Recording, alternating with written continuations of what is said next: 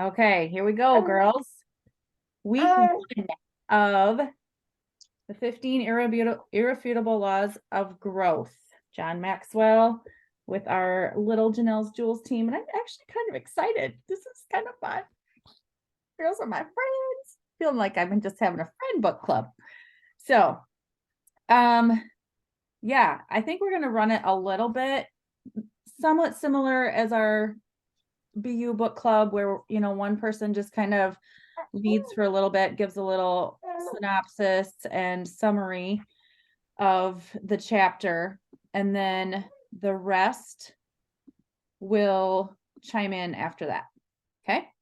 So, I'm gonna move this off my screen here. All right. So the introduction talks about potential and unfulfilled potential and the desire we should have to reach our potential. And I liked what he said about, he says, what do I mean when I write about growth? Because how often do you feel like, when it's such a part of our everyday language, oh, personal growth, like, that's a big deal. But for a lot of people, like before I did Plexus, I didn't know what personal growth meant. When if somebody would have said that to me, I'd have been like, what? So I like what he says. To discover your purpose, you need to grow in self-awareness. To become a better human being, you need to grow in character. To advance in your career, you need to grow in your skills. To be a better spouse or parent, you need to grow in relationships. And to reach your financial goals, you need to grow in your knowledge about how money works. To enrich your soul, you need to grow spiritually.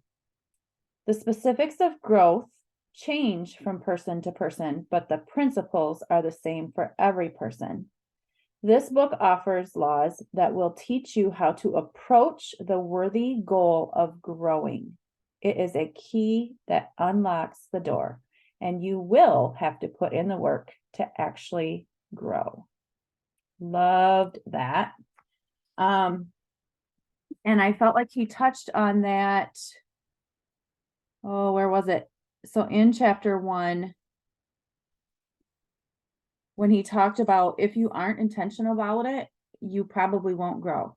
Think about, he said, when you graduate high school, you don't study anymore. If you don't enjoy reading, you probably won't read much anymore. You just kind of coast through life. Are you really going to grow? Right. So I liked that. And I liked how he talked about goals, because we are very goal oriented, even though I know it's good to have goals. We shouldn't focus on them, completely and isolate them, but we should try, right? Because if we don't know what we're trying for, where are we headed? And so he said, if you focus on goals, you may hit goals, but that doesn't guarantee growth. If you focus on growth, you will grow and always hit goals. So really, we should focus on growth more than goals.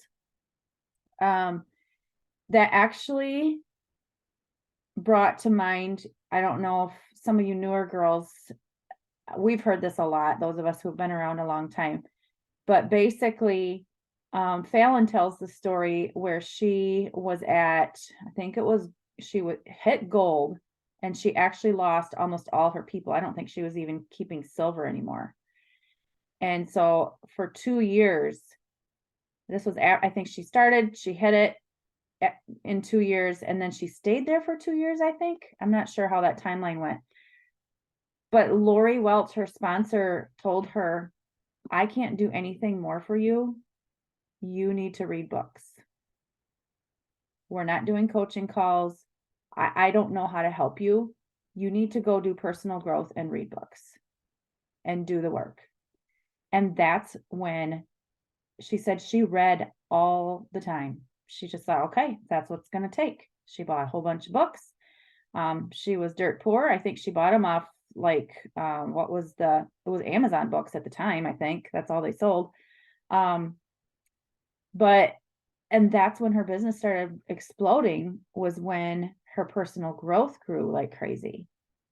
So I love that. And then he talks about the growth gap traps. I thought that was interesting.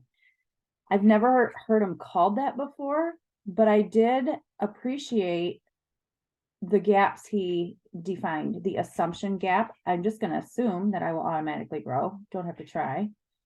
The knowledge gap, I would call that an excuse. Well, I just don't know how to grow.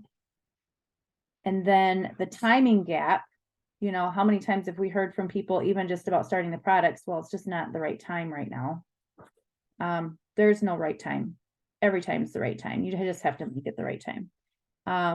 The mistake gap, afraid of making mistakes. The perfection gap, I have to find the best way before I start. The inspiration gap, which I feel like is what I see a lot in myself and some of us. I just don't feel like doing it. I did love, I don't know if your book is the same as mine, on bottom of page 7, just do it. He said that this was before the Nike coined the phrase, but I am a natural procrastinator. And so I have actually, since I read this book, or since I started reading this chapter a few days ago, instead of saying just do it to myself, I add the word now. Just do it now. And that's actually been helping me a ton. Like if I'm like, oh, I'll do it later. And then he talks about that word later. I'm like, nope, I cannot use that word later. Just do it now. And that's actually been working really, really well for me. On page 9, preparation, which means growth. So think about this. Growth plus attitude plus opportunity plus action. And he says equals luck. I don't believe in luck, but I think I would change that to results.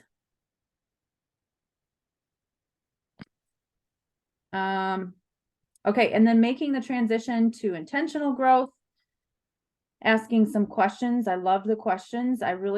You guys, once we're off the call tonight, I want you, if you haven't already, to get a notebook, or if you already have a notebook, but I want you to get something that you can write in every week on these chapters. I want us to do the action at the end of the chapters. Okay. So his questions were, where do you want to go in life? Which direction do you want to go? And what's the farthest you can imagine going? And I actually want us to write our answers down. Okay. I want you to think about them and write it down. And then the end, kind of the summary, starting that too in our notebooks. So if there's ever like homework. So question 1, which of the gaps discussed in the chapter have caused you to neglect growing the way that you could have? I want you to answer that for yourself. Okay. So I'm going to open it up. What was you guys's biggest takeaways? What are you going to do? What are you going to change? What are you going to implement? What did you learn? Don't be shy.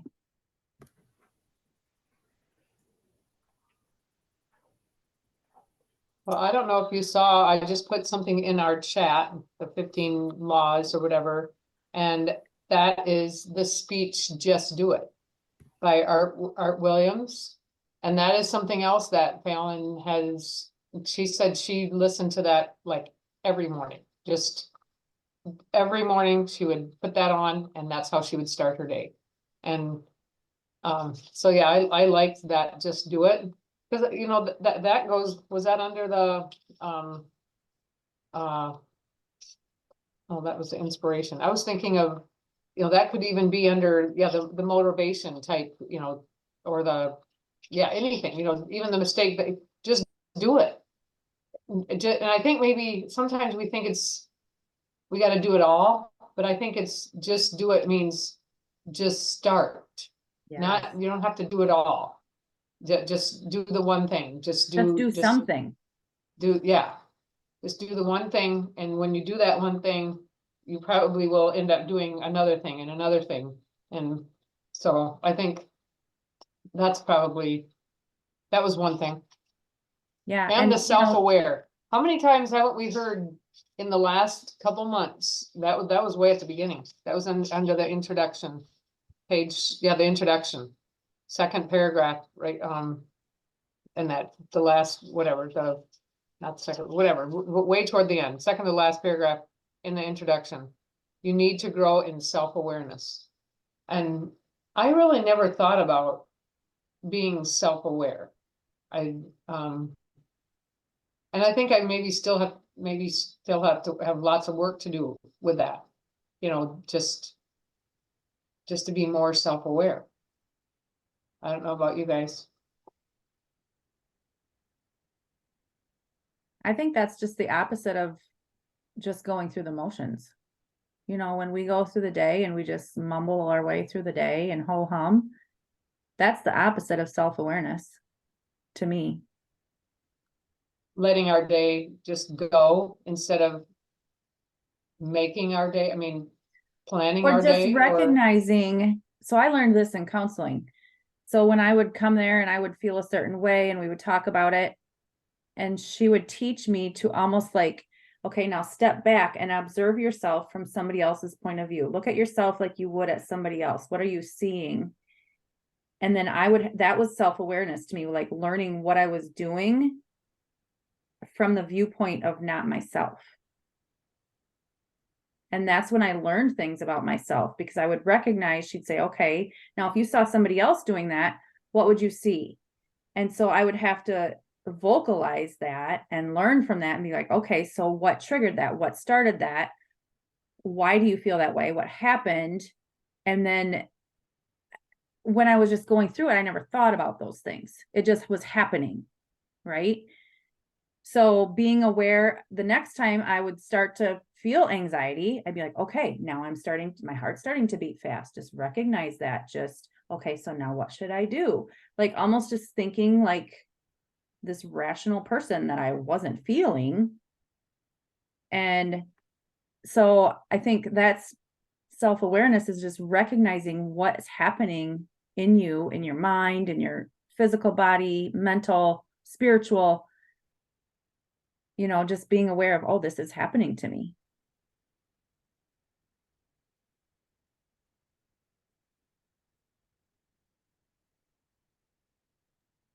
When he talked about the just do it, um, and he talked about like forget motivation, and one phrase that he said, act yourself into feeling rather than feeling yourself into action. Because I mean, we've talked a lot about like action cures everything. And so whether you feel it or not, just do it. And then when you start doing it, then you're going to start feeling it and be like, yeah, this feels good. We're going to keep going. Um, that was one thing that um, I really liked when he was talking about that too. But then when he talked about the like do it now and he said later is a dream killer. Um, I I mean I'm listening to it right now because my book's not here, but I like wrote that down in bold letters because I've always said too that like your comfort zone is your graveyard of dreams for your dreams. That was like one of the things that I heard the first convention that I was at, and it's always stuck with me. And then, but it also said like when you do it, I'll do it later. That's also your dream killer because you're putting it back. Um, and then you're staying in your comfort zone now because you're just gonna do it later. You'll worry about it later and that's comforting for you, but in all reality, it's killing your dreams. And then he also talked about the starving your fear and feeding your faith. Which emotion will you allow to be stronger? When he talked about the facing the fear factor. Mm. I loved when he said like starve your fear and feed your faith because for with me, my thing is my head. Like I get in my head, and um I've been working really hard on feeding my head good things, and like feeding my faith that's in there. Um, I don't know if I starve my fear. I guess I'm working on feeding right now. But I guess if I'm feeding my faith, I'm not feeding my fear, so it is starving. But um that was probably one of my favorite thing when he said like starve your fear and feed your faith. Because yeah, I've been working really hard with my head and feeding good things. Um, because I don't know, I feel like sometimes, especially lately, like I don't know, with it being winter and being stuck inside a lot, and like we've had sickness go in and out of the house. Like I feel like since Christmas, been everybody's been sick a couple times, and we've had vehicles break down and just things on the farm not going the way it should. And so like my head, like I've been working really hard on feeding my head good things, because not all good things go in there and come out when things don't go very well. But so yeah, when he was talking about feeding and starving, I felt that, because I'm like I've been definitely working on that, because it's something I need to keep working on. Yep, in certain times of life, we struggle with it more than others. And I just feel like that self-awareness, Rochelle, that you're Hmm. aware of it, recognizing it, and now doing something about it. You're taking action instead of just letting it be. That's awesome. Anyone else? Just for me to touch on that a little bit, Rochelle, I know the feeling, so you know, just so you know. Um, Something that I really, I don't know, I have a lot of things highlighted here. Um, but I have people are anxious to improve their circumstances but are unwilling to improve themselves. They therefore remain bound. I know that there's definitely I go through that a lot, right? Like I'm improving my circumstances, but then I'm like, nah, it's fine. We're fine where we are. It's not that big of a deal, you know? And I don't know, that was just it stuck out to me. And then to just kind of go off of that, it was like I want to become somebody capable of accomplishing the big goals I set for myself. I just need a way to do that. And then it said to plan your growth intentionally. And by the way, Janelle, I read this after our call today. So like all the things that I said in the call, like I just had to read it.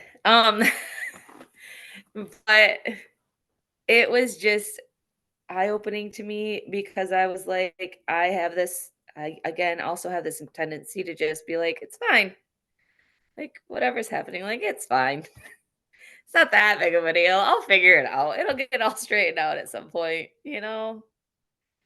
Um, and I feel like this is just a way I haven't been super great at my own personal growth. And I actually went to a few different like secondhand stores in our area today. And I was looking through their book sections, looking for personal growth books. Just, like a lot of our thrift stores here have like good sections like, oh, Christian fiction, not, just very like labeled. And there was none of the thrift stores had a section for personal growth. And I couldn't figure out where they would have been. Like if, are they in the nonfiction? Are they whatever? But I don't know. It was just interesting to me to see that. That's totally like off subject, I know. But that he opened up that growth kit and it covered 5 areas. It covered your attitude, goals, discipline, measurement, and consistency. And it really is, those really are the basics, as he says in here. Um, but learning the basics is what can get us out of our own ruts, right? And just like making sure that we actually apply the basics that we learn. That's the key right there. Apply. We can read all the books, we can listen to all the podcasts, but if we don't do the work or apply it, none of it's going to help. We can go to convention and take all the notes, but if we come home and don't apply it, nothing's going to change. And that's why I said when we started tonight, part of doing this book club, you guys, is committing to do the work that it says to do in here. Whatever he says, like if he says answer these questions at the end of the chapter, we're going to do that. And you don't have to show me that you did it. You don't have to send them and be accountable. But I want you to promise yourself, not me, promise yourself you're going to do the work of whatever he says and answer the questions, you know, like those ones I said, where do you want to go in life? I want you to sit down and write that down. And it can be 1 paragraph or 10 paragraphs. I don't care. Whatever that answer is for you, I want you to answer it. What direction do you want to go? Be truthful. Be real with yourself. Treat it like a diary. Nobody's going to read it. What's the farthest you can imagine going? Like who does that? Who dreams, like lets themselves think about what's the farthest I could even imagine going? I want you guys to do that, okay? We're all going to promise ourselves we're going to do that.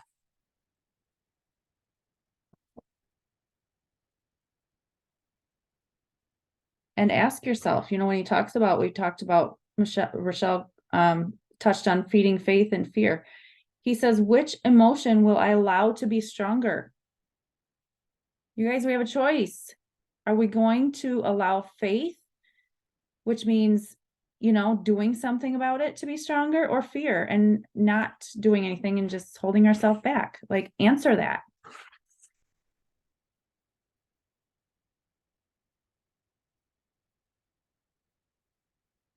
Sorry, I didn't mean to take the floor again. I don't know if you were done, Emily, but I was like, apply. She said it. She said the word. No, you're fine. I was done with that part. I also had another thing about, I have it highlighted. If you want to reach your goals and fulfill your potential, become intentional about your personal growth. It will change your life. He talks a lot about being intentional with your personal growth and setting goals. So I was just curious, how do all of you set goals? Like, do you set them for a month in advance? You set them for 3 months in advance? Are you setting them for 5 years in advance? Are you setting them for 10 year? You know, like what? And are you writing them down? Are you saying them in your head? Because I say them in my head and then I don't hold myself accountable to them.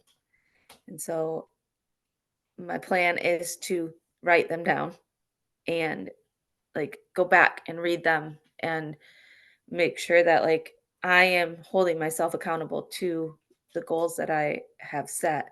And so I was just kind of curious what the rest of you do if you're willing to share about that.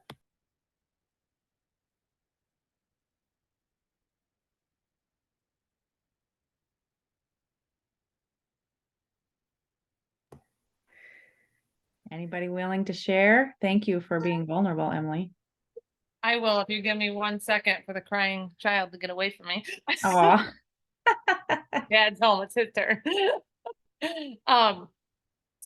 I am probably the same as you, Emily. I go longer term goals, I think, usually.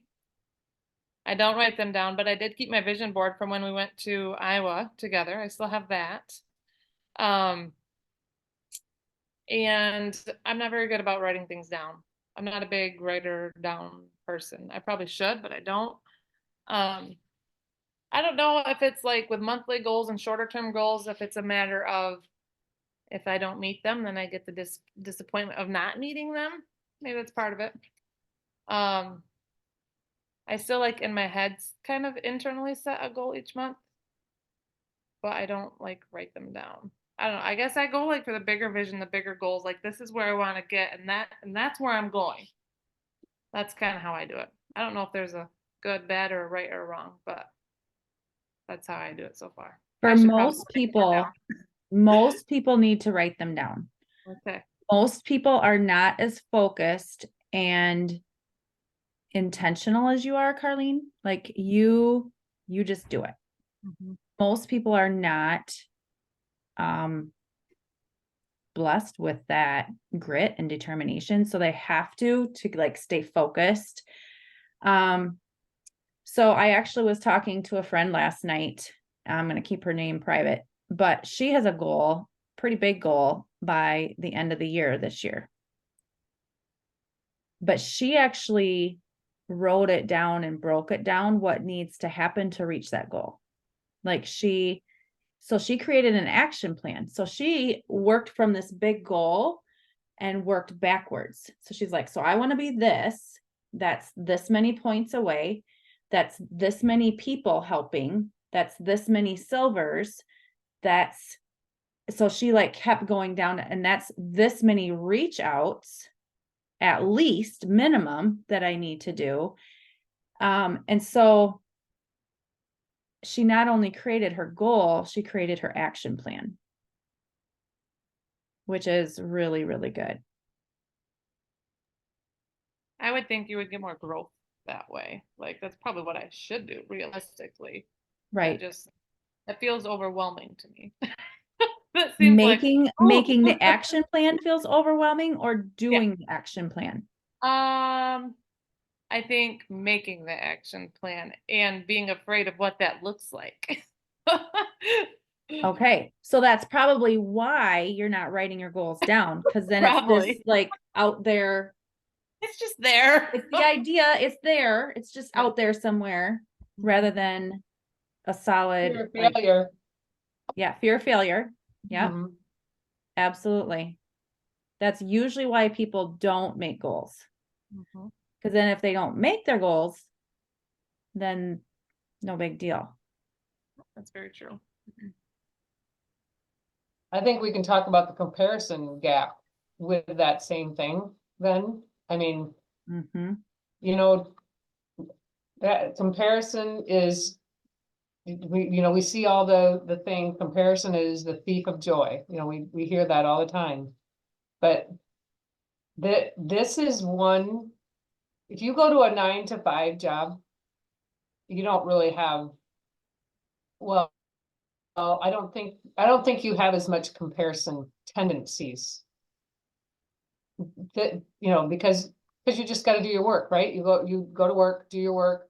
I mean, maybe if you want to go up into the company a little bit, but with this network marketing, this was one thing that kind of surprised me as to how hard it was, like, because comparison is hard. Mm-hmm.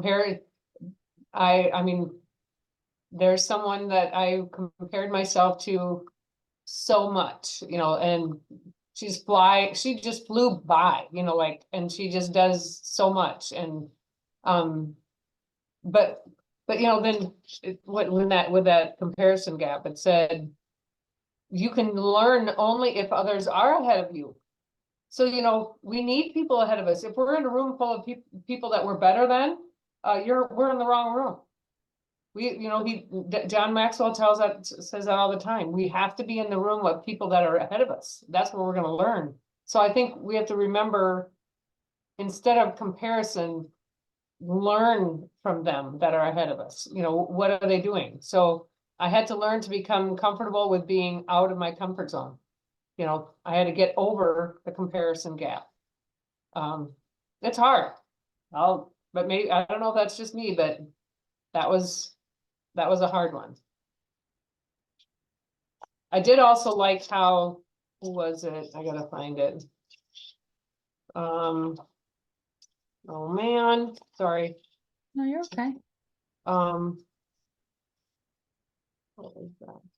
Oh, Bruce Springsteen. A time comes when you need to stop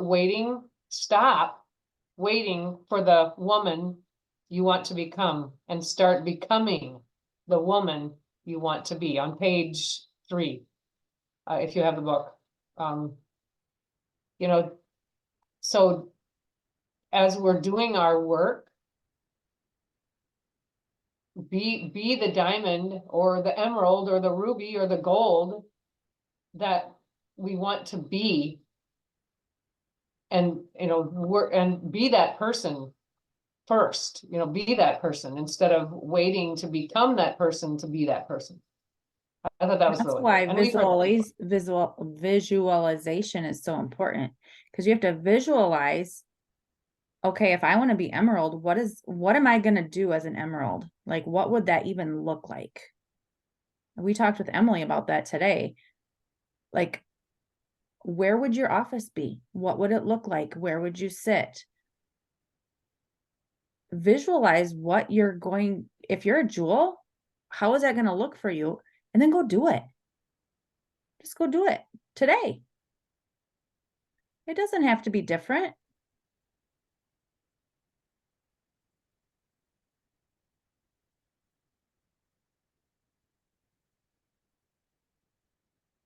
Good. All right. We are over our time. Does anybody have anything they want to add before we close? I did like what he said about the outside of my faith, because we're all faith people here. And Yes. John Maxwell is too. He was a minister. So outside of my faith, the decision to grow has impacted my life more than any other decision. Yeah. And that's I thought, huge. yeah. Because So we we're all right are here. very faith conscious people. So think about how big faith is in your life, you guys. If personal growth is right after that. Yeah, that's a really good point, Jer. Well, because personal growth isn't just for our business. Yeah, sure, we're all here because of our business. But I think we're all here to grow in every aspect of our life, not just our business. I mean, look at yourselves, give yourself credit for taking this half hour to be here. I mean, you got kids in your lap, you got, you know, whatever, you know, we got, yeah. We probably all could be somewhere else. And But think we about it, you made guys that- like chose to add one thing to your plate. You know, this was a commitment. That's huge. I think it So kind I of, I was just gonna say, like, going off of that, it comes, you know, we can circle that back around of making the choice to grow and then taking those action steps. Go do it. Yes. And that's where we go from here. Yeah. Now, I'm let's proud of see. you guys for sure. Oh, go ahead, Janelle. Oh, I was just saying with that, it kind of stuck with me, that frog analogy that they gave of like, don't just decide to do it, just do it. Yes. So, So good. Oh, well, thank you girls for showing up, for making it a priority. Yeah, just like any other team call book club, we do ask that, you know, once you've committed, you do show up. We will hold it. I gave the schedule in the chat. So every week except for one, I think. And then there's 1 week we're going to do 2 chapters because we don't have the other book club that night. So we'll just stay on here an hour and do 2 chapters instead of doing 2 separate book clubs that night. So. All right. Thank you guys. Appreciate your time and effort.